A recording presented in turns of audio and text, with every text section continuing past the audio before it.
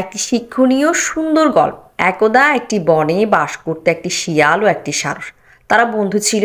একদিন শিয়াল সারসকে রাতের খাবারের দাওয়াত দিল। সারস আনন্দে আমন্ত্রণ গ্রহণ করে শিয়ালের বাসায় গেল।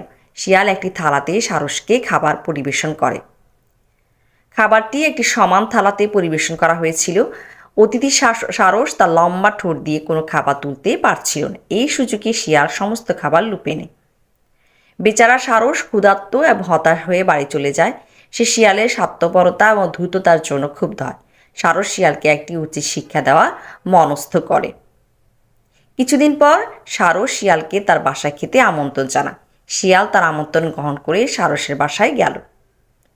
সারসটি তার অতিথির সামনে একটি সরু একটি লম্বা পাত্রে খাবার রাখল। সারসটি খুব সহজে তার লম্বা ঠোঁট দিয়ে পাত্রের খাবারগুলো শেষ করে ফেলে।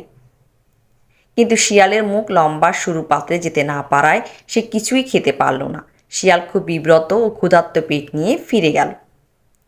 সে বুঝতে পারল সারস তার সাথে তেমনই আচরণ করেছে যা সে সারসের সাথে করেছিল। গল্পের নৈতিক: যেমন কর্ম তেমন ফল।